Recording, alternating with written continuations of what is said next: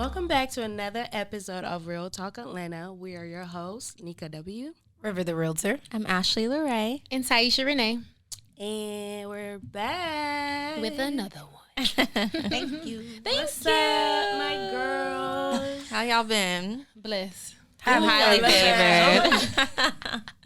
God is good all the time. Bless. Glorilla. Shout out to Glorilla. Oh my God. That's my song. I saw that on Instagram today where she like keeps saying, Sorry, y'all What's wrong with I y'all? love too hype. Glorilla. I feel like she speaks to my spirit. I love Big Glow. I Like, love her. GLO.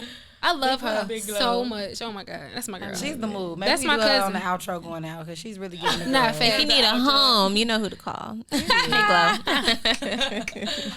I love that. I love that. So, for today's episode, before we dive into it, I really, really want to shout out to all of our clients. Yes. And I can speak for y'all how grateful we are for, choosing us. Disclaimer. Each and every one of you. For each and every one of you. But don't bite us. You know how y'all like to tussle. We know y'all like to tussle. Because this episode is not dedicated to all of you guys, but just some of you guys. This is just general. Select Yeah. few. It's just general. It's just general. It's just general. I love that. So, we're going to talk about the difficult ones. The difficult clients throughout the different phases of the process, right? Mm-hmm. So, in reality, when we're talking about difficult clients, that can look any, type of way, especially when it comes to us and the business actually make you cross paths with people in all different type of lives with different personalities. And we have different personalities. So I want to dive into you guys' personality when it comes to being a realtor, and also how do you deal, like your personality when it comes to dealing with a difficult It's client. going to be a juicy episode. I'm excited. I wanted to really introduce it like, let's lay it down. I love how you said like difficult looks different for everybody because we're all so different. And like a difficult client to me may be like a walk in the park. Right. But the things that get me really just get me, and I just can't do it. So I don't know. So I can start. For me, like my personality. So let's talk personality.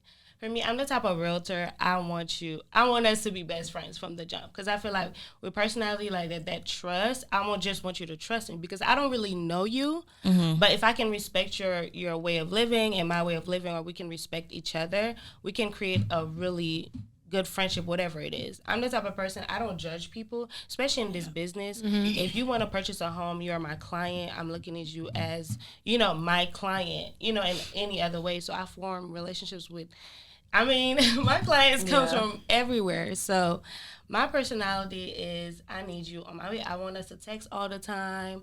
I want us to, not all the time, but, like to really stay close to each other as far as like answering my phone calls, and you do the same. Communication. Communication for me. So that's my personality. But what about your weaknesses? We need to hear those too. Like, what are the areas of contention? And that comes for it. It could be a weakness as well, when it comes to adjusting with someone that is not that personality. Right. Yeah. Right? Because I feel like you do attract who you are. Right. So most of my clients are kind of like, they vibe with that. But yesterday, I went to dinner with one of my past clients, and her personality is just like, she's very reserved. Yeah. And at first, just imagine if I wasn't able to adjust to that, because I'm just so open, like, hey, like, and some people, they need their space, they need their time, and they can only just bond with you at a certain level. Sometimes it's just business. Yeah, sometimes it's just business. Look, I need my just keys business. and I need to go. Yeah. Right. And not every client is going to be bubbly all the time. Yeah. Right? So yesterday she kind of like opened up, and we kind of like bonded on a different level.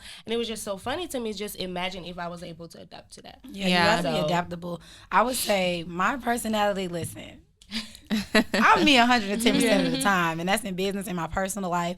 And so it either works very well or it doesn't. I'm a straight shooter, so everybody that knows me know I would love to tiptoe around everybody's feelings, but I don't have the capacity, the time, or the willpower. I'm just not going to do it. I'm going to tell you straight up, look, I love what you're doing here. Here's what I think we need to do.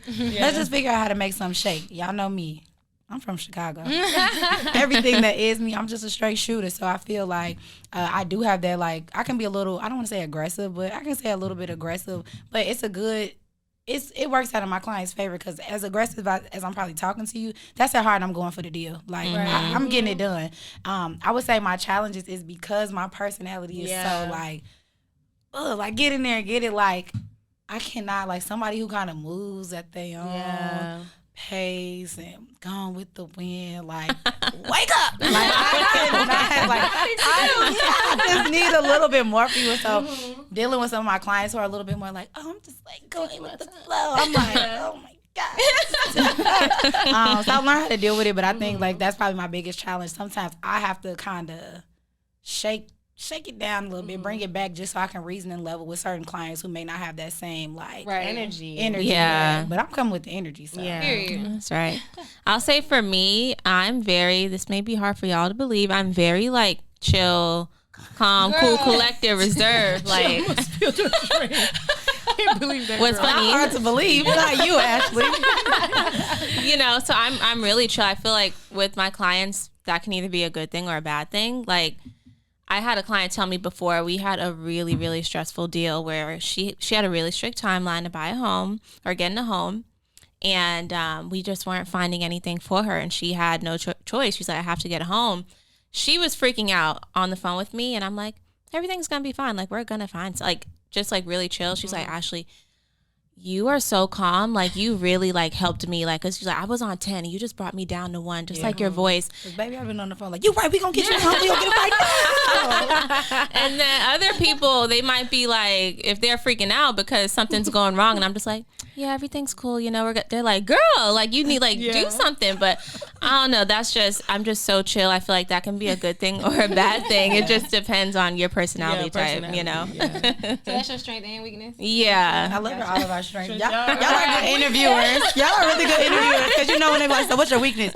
I'm almost too detailed to a fault. Y'all are sneaky. It's the truth because it works with different personalities. Right. I think my strength is like I'm always thinking a step ahead. Like my clients always be like, I don't even gotta ask you the question because you already know. Like you already told me. Like I was gonna ask you that, but you already told me. It's like I'm always like, what could they possibly want to know at this very moment? And let me go ahead and get it so I can give it to them. And that's what most of my clients say. I think my weakness is just kind of like River. Like I'm very straightforward as well. Like I'm not like a sarcastic person. Like I'm just like, if I said it, that's what I meant.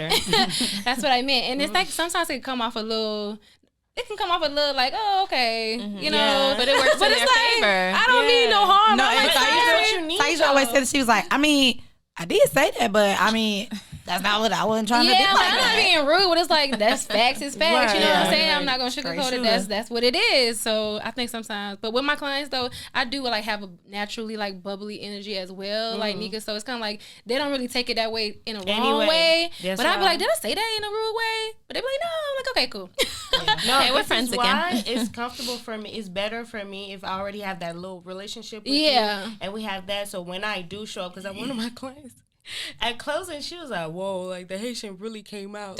We had a hurdle, and she was like, whoa. Whoa. See, look, with my clients, no surprises. Because we had that relationship, it was okay for me to let her know how important this is. And, you know, my personality kind of came out like, we got to fix this, and we got to fix this now. And they listen because they know, you know, that relationship again. So, Okay. That's good. Okay, so what I'm going to do is, so for this episode, we're going to go through the different phases of the home buying process, right? And I'm going to show you, like, definitely, like, read the different instances where we might see that a client is difficult. Okay. And then you guys are going to, based on your personality, you guys are going to tell me how you deal with those clients. Or, like, what do you advise them, or how do you go about that situation? Okay. Let's do it. It's like a little game show. I'm about to say, now I feel like I'm on a game role play or something. Golly. Okay, it's not a game, but so, and also I think it's, before we start, I think this is really good for realtors, especially new realtors that are getting in the business, because I feel like these are the things that we learn by experience. Right. Absolutely. And these are the things that's not really taught to you. So in the beginning of I feel like in the beginning of my career, I was just like, those are the things that were holding me back, like not knowing which clients to vouch for and the ones that are like, and not knowing how to deal with them. And helpful for buyers too, because now you know what not to do. Yeah, thank you. Thank you in advance. Okay, so the first phase, right, is when a client is trying to contact you to start the process. So lead generation, when they're in that first stage, like that very first step. A client Okay, so we have a client wanting to access our resources in our database, but without signing a BBA or without not giving themselves to us, but basically like Not fully committed to the process. Not fully committed. Immediately, no. I'm really big on like energy, right? And I feel like if you're coming to me because I've done something that, you know, you can vouch for, something that you want to work with me for. So if it's a matter of, hey, I want to see houses, here's my process. If it's not something you agree with, I'm cool with that. I understand it. Maybe you have to find a realtor that can more so match what you're looking for. So I say off back, if you are dealing with somebody and they're not wanting to, I guess, conform to what your process is. Me as a realtor, I'm not changing my process for a client. Yeah. Right. Because I feel right. like they have to really understand like the importance of a BBA. Like that protects us as realtors, and it also protects you as the client, because you're going to make sure that we're working in your best interest, and we're going to make sure that we're not showing you 50 houses and then you find out your aunt has her real estate license and now you want her to be the and realtor. now TT got your commission. Now we wasted our time. Like, okay, hold on now. So the BBA protects us in that instance for sure. So for those of you who don't know, a BBA is what we call a buyer brokerage agreement, and that's basically a contract that we send to our prospective clients, and it's a mutual agreement where you are signing off and agreeing that we will represent you as your realtor and serve your best interest. And the BBA is an exclusive agreement. So once you sign that, that means you can't just go and like work with any other realtor. We are in an agreement, typically like 3 months, right? How long do you guys do it for? I say like 3 months. As long as needed. 6 months if I can. Yeah. So it's an exclusive agreement. So within that timeline, we are the only agents who are allowed to represent you. Yeah, we go together now. We go together real bad. And it's just to make sure that both our times are being respected, and you know. Yeah. And you know what else the BBA also states in there? Just that, of course, we have a fiduciary duty to our clients. Like, we're going to communicate with you and all that. But it's mutual. So they have to do the same thing. Like, they have to be timely as well in responding and getting documents and all that stuff. We go together. Yes. And speaking of timely, so going into the next phase, which is, you know, when you have clients that are actively home shopping. So what do you guys do, or how do you deal with a client that is indecisive or that's overthinking, like, or just can't settle or pick a home while they, you know, shopping for their dream, whether it's like the first home or the second one? Patience. Say that again. That's a good strength for me personally. It's like when I know clients, especially my first time home buyers, they take a little bit more time. They need a little bit more grace because they don't really know what they like. They don't really know what exactly they need in a house until they actually are out there and in the field. Now, it does get to a point where, like, if we're months in and we're continuously writing offers, getting them accepted, because I've had clients who were writing offers, we're getting accepted, and you're just kind of like backing out for no reason. There's a difference between you needing that grace and being patient versus you just kind of wasting my time. Yeah. Because do you really want to buy a house? Or Because even cold sometimes feet. when you're pre-approved, they just probably don't even want to buy a house. Right. Yeah. Like, That's the key right there. Yeah, it's They have like, commitment issues. yeah, they have commitment issues, and it comes to a getting point personal. like, okay, do you still want to buy a house? Because we can't keep doing this. No, Right. I think it's like a line. That's a a line. big one because I like with my personality type again. I'm a straight shooter, so I like to really sit and analyze what's happening. If we're just shopping, and you're not finding what you want, I get it, right? Like if you know what you want, get what you want. But again, if we're consistently like finding exactly what you said you like, and you're just nitpicking and doing this, now you're being wasteful of my time, and that. Again, with my personality type, that's not gonna work. It's not gonna match. I'm big on communication in terms of like, okay, what's really going on? Let's just get to it. And so I think you have to be patient, but I think you also have to communicate in those instances. We've been doing this and kind of let your client know, like, I see what's going on here. Right. We put in all these offers, they're being accepted. You're not being receptive of it. What's actually going on? Because you save yourself a lot of time, a lot of money, a lot of heartache. Right. If you just kind of nip that stuff in the bud rather than tiptoeing around and not wanting to communicate with the client, you know, the obvious, you're not ready to buy a house. And that's okay. But do that on your time. Yeah, I feel like as a realtor, because we do this a lot, we can pick on energy. I'm really big on energy. That's my personality. So I know when someone is serious and when someone is not serious, because the serious buyers, they communicate on point. They know what they want. They follow up with you. So let's say if I don't text back, they're like, hey, like they're ready. You missed a text. Right. Right. Yeah. They're ready. They're more eager. As far as like the non-serious buyers, like you kind of feel them for a while. But my personality is I don't want to feel like I'm chasing you. I can't want this more than you. Right. It's like at a point I'm just gonna fall back. And usually when that happens is because something happened they don't want to tell you. And then they come back like, man, I've been going through it. And I'm like, okay. I'm glad you said that. Some people don't even get to that point because I've had clients where they're not indecisive with just picking a home. They'll go and get pre-approved and they start shopping, and then they may see the numbers and they get scared and they're like, oh, you know what? I think I'm going to wait for the market to change or interest rates to go down. Like they're just indecisive about when. Like either you need a home now or you don't. Right. And I cannot, with my personality, I'm not about to force you to buy a home. Like either you need a house or you don't. Because you're paying the mortgage, not me. Yeah, like you said, we can't mortgage. want it more than you. Like it's never going to work that way. Of course, we want to help you, but at the end of the day, like you said, we pick up on things like that. You got to read the room. Yeah. Yeah. And go ahead. I was going to say one thing, and I'm glad y'all said this. When I was early in my career, I'm going house shopping with anybody who even because it's like you want it so bad. So bad. Yeah. Even when the signs are completely evident that this person is not looking to have anything going on in real estate. So I think it's okay, especially for newer agents, for you to, like she said, read the room and just say, you know what, I want this sale, but there's no sale to be had. Yeah. And be able to walk away from it. I think, especially if you have a more reserved personality, sometimes it may be difficult for you to like close that door, like cut that communication off. But I think for a more reserved personality, which cannot relate to, I think you just need to say, like, have that conversation. Just say, this is what I'm thinking, this is what I'm feeling, again, to protect your own self at the end of the day. Yeah. Right. And speaking of that, when you're like thinking like, this is what I'm thinking, this is what I'm feeling. I know for my clients, like I had one client, like their family was just all up in their ear, like, you don't need to buy a house. It's not the right time. They're not homeowners. Everybody's like, in the ear, like, do I need to buy a house? Like, is this the one? I'm just like, listen, it's your house. Right. With clients that listen to outside advice. Oh, it's a lot of. I'm a to therapist at that point. Let's sit down. Let's talk about it. Because do you really want to buy? I think it's so hard again for first time home buyers. Like getting the opinions of those around them. Of course, you're going to do that. You want your mom to love your house. You want your parents to love your house, but you can't make your decision based off what others they're think. saying. Or if you you're want ready, your dad to really, review the inspection report. But that doesn't mean I'd be so tired of hearing Daddy don't got a tool belt, girl. sometimes they be knowing, like they be knowing. Like I had a daddy at an inspection. I was like, oh, you know your stuff. You're an inspector or he what? might be. You're killing it. But And I want to go back to the BBA. Like at the end of the day, you got to remember, we signed this agreement. You chose to hire me as your agent. Your uncle, your cousin, your dad is not a realtor, and they don't have the same expertise that I have. Right. Yeah, or of they course. may have purchased in 2008. Right. Yeah. For $100,000. Like back in 92. You can't get a house that price. I mean, you can, but it's going to be a shack. Yeah, of course. I mean, of course you're going to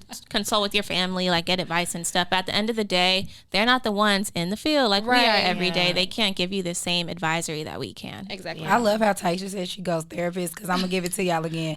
I'm a straight shooter. I love my clients, but I'm going to tell you one time. You ask me, I'm going to give you my opinion. If you come back to me like, well, my mama said, you know what I'm going to tell you? Okay, let's jot down do the it. list. And now look, I want your mama to be right. Trust me, I do. But if and when your mama wasn't right, I'm going to be like, Put your earnest money on it. that's what I said. Put your earnest money. No, seriously, like I will only tell my clients so much, because like I said, I'm not a forceful person. I'm a sharpshooter. When I say what I say, I mean what I say. Right. So if whatever outside factors is gearing my client into another direction and you're so like hell bent on that, I'm not here to talk you out of it. This is your money, your life, your home at the end of the day.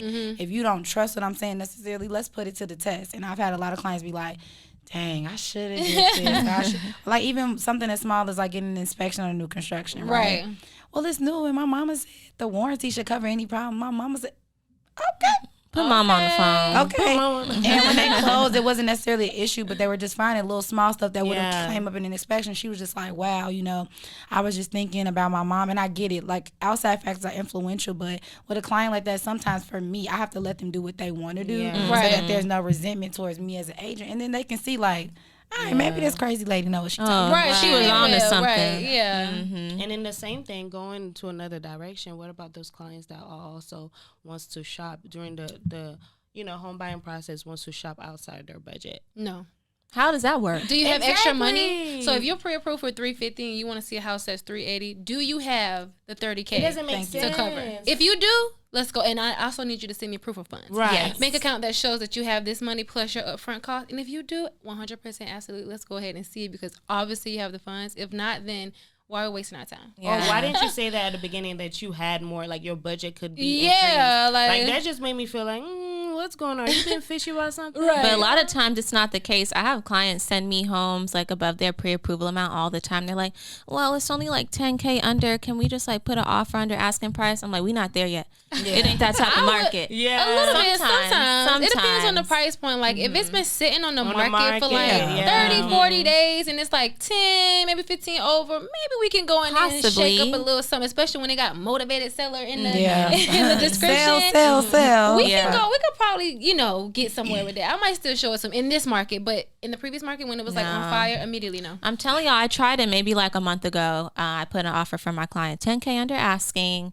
and we asked for closing costs. Ooh. It was on the market for 2 days. I told her we probably not gonna get this offer accepted, but she was determined. I'm like, all right, I'm gonna show you. We gonna test it like you said. And guess what? That offer did not get accepted, and they went under contract way over asking price. So yeah. No, so ironically, like when it comes to like showing, homes that's at the price point, I had a realtor back home tell me that even if our client is approved for like, let's say $400,000 and they see one at $475,000, even though she knows it's outside of their price point, she's like, sometimes I just take them to see it, because when they get to see stuff in person, it just kind of makes the experience real for them. And then she kind of talks them off a ledge, which I can kind of understand. I feel like sometimes you got to make the process real for people. I won't be doing that, but for those who just have like those more nurturing touch points with their clients who feel like they need the extra push, I think that's a tactic that could work. You better go see some open houses. Some new construction. Some open houses.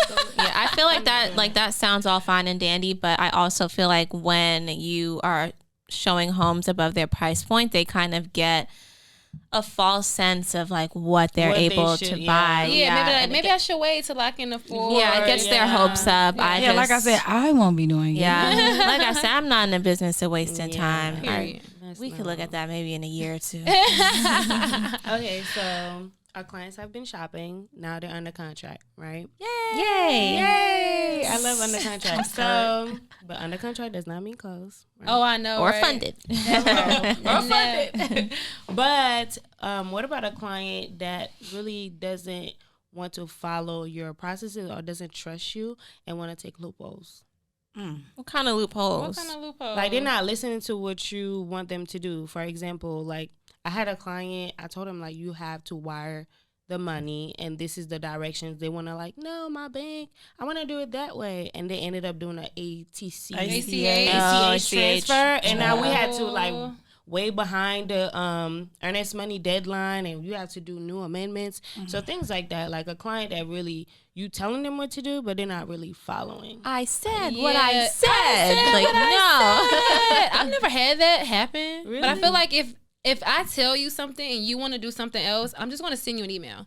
Please confirm that I told you this, but you want to do this, just because if something comes up long term in the transaction, you can't say, well, my agent said, I said, immediately no, let's go ahead and refer to this email. And that's totally fine. Like for inspection wise, like if I'm like, you need to get an inspection, but you're saying you don't want to, because I have a buyer who's like buying a house from a friend. She's like, oh, I know they kept it in good shape. Okay, well, I still advise that you get an inspection. No, I think I can save that $300 or $400. Okay, well, I'm just going to send you an email and just confirm that you are waiving your opportunity to get an inspection, because if you move in that house and the roof fall through, I have nothing to say, because I told you to get a quality insurance. I'm actually really, really glad that you mentioned putting that type of stuff in writing. I think as realtors, no matter what personality type you have, there's only so much you can do to somebody who's stuck in their ways. As a realtor, first and foremost, cover your bases. If somebody you tell them to go left and they go right, before you do, please sign this that says I told you to go this way before you get hit by that car. Like that's just the reality of the situation. And I'm kind of like Tiesha in the sense that I'm not going to be pushy. I'm going to tell you once. I'm going to explain it in the best, y'all know my favorite word, communicative. Like, I'm going to communicate with you. But after that, I like to let people learn on their own. Like I tell people all the time, my mom told me to start doing real estate ages ago. And what did I say? No. oh, I'm gonna be a painter. I'm gonna do this. Not a painter. I've never seen you paint. Anytime my mom was like, do this, I'm gonna do that, just because it's my mom saying it. So she's like, you have to fall down a few times to figure it out. I hate to make an example out of you during a real estate transaction, but if you don't want to listen, you gotta let clients.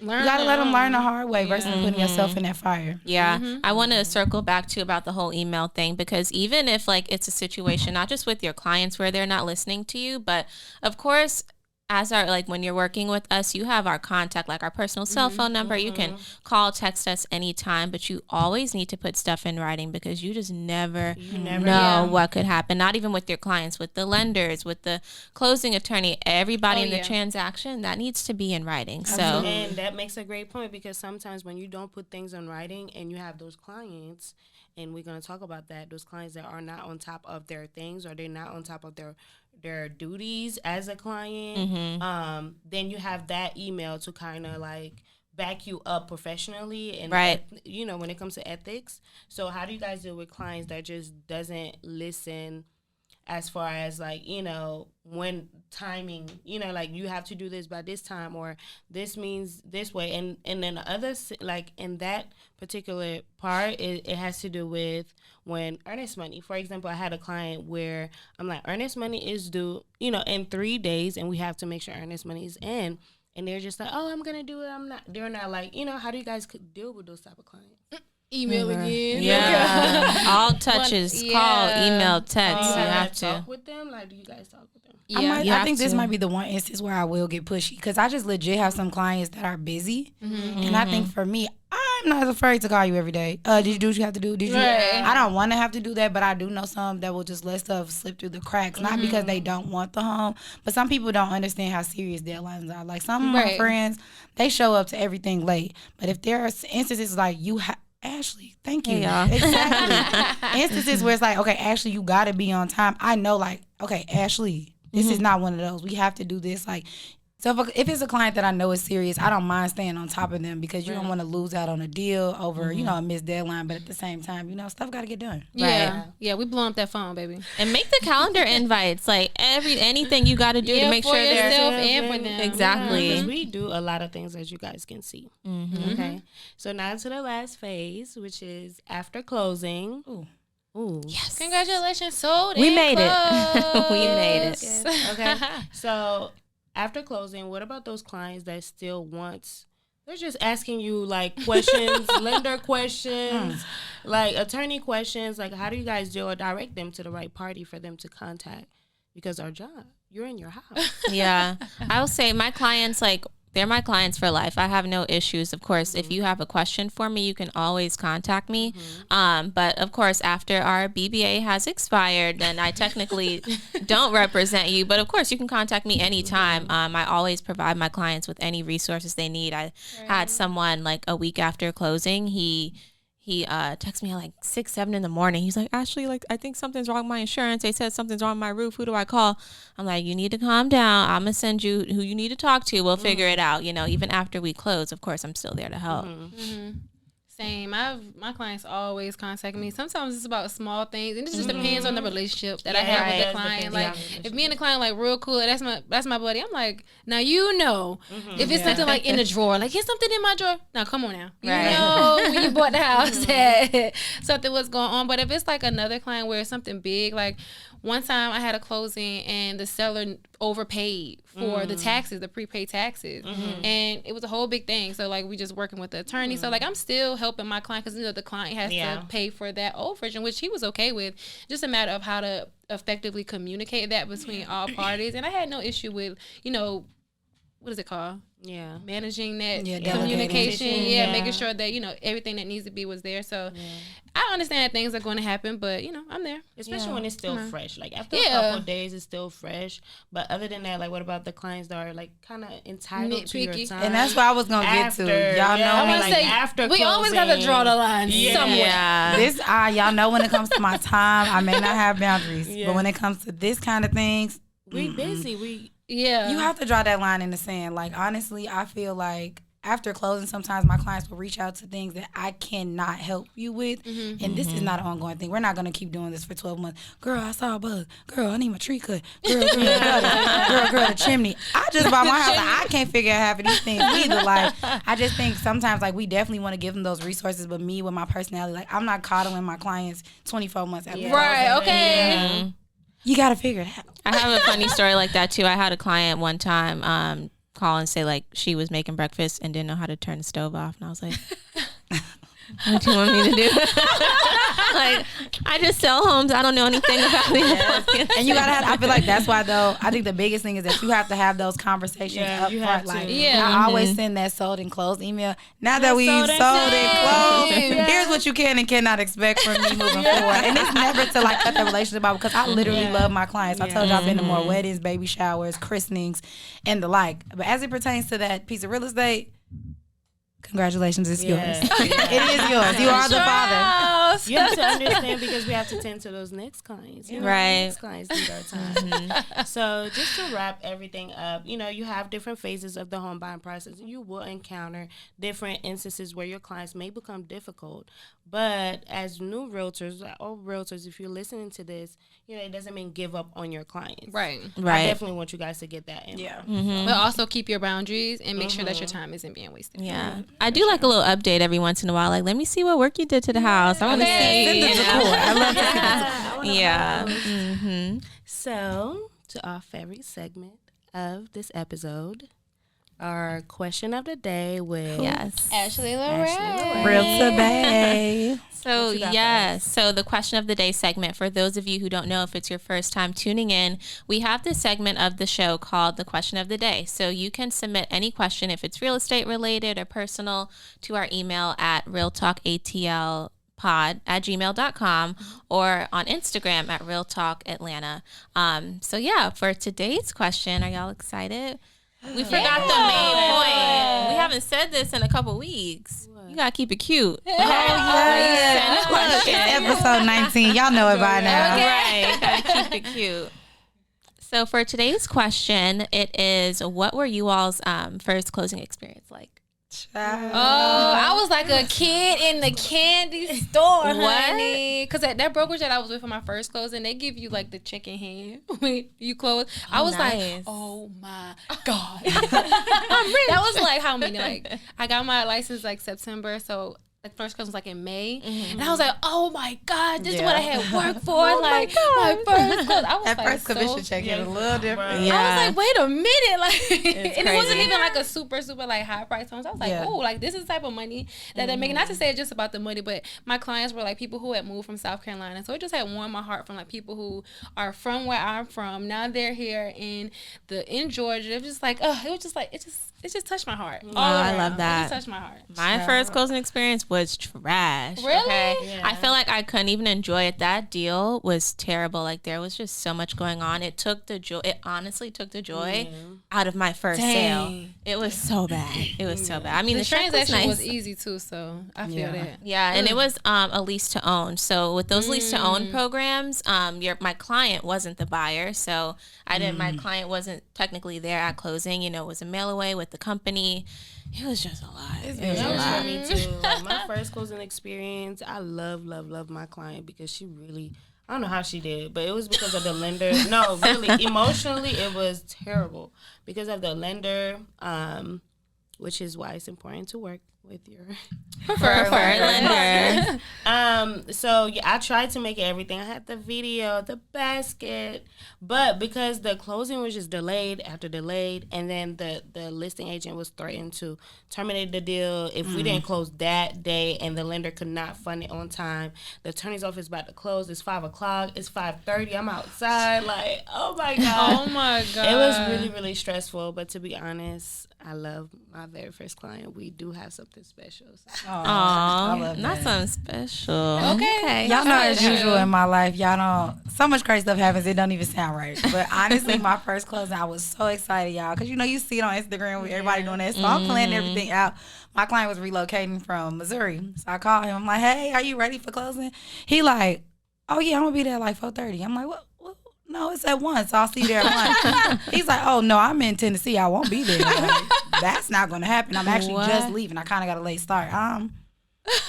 What about your home? He's like, oh, well, he's like really on like, well, let's just do it tomorrow. I'm like, no. That's not how that works. Like, he like, okay, so what do you want me to do? I'm like, no, what do you want me to do? Right. It was during COVID. Like, it was so much going on. And so, shout out to the Haas Law Firm, y'all, because they made this happen.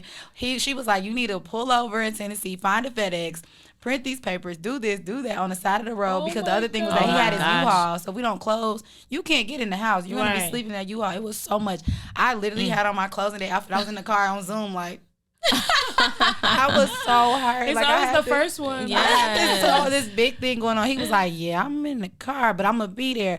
And it was my friend's birthday, so I literally had to leave birthday dinner to go meet him to get the keys, do the paperwork, like everything. It was literally insane. But like my client, he was just like, he let me do everything, like from picking the house. He was like, just find the house that you see me in. Like, he was super cool. I know, Shout out to that's him. right. Yeah. I need more clients that like closing that. day was spent in my car on Zoom. Yes. Oh my gosh. It's always you not got the picture check. perfect like Yeah. you think it is, you know.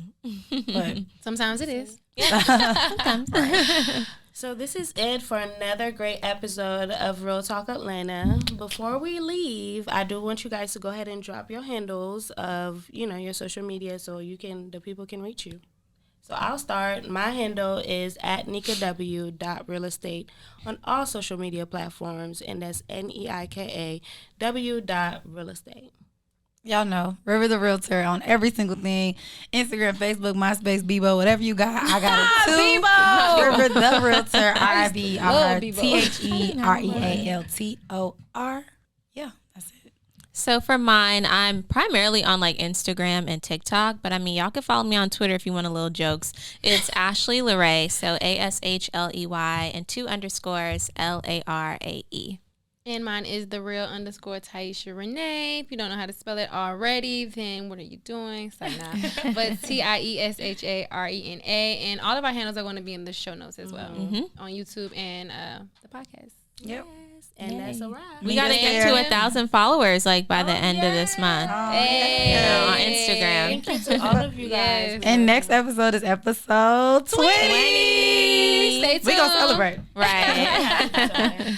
All right. Bye. Bye. Bye.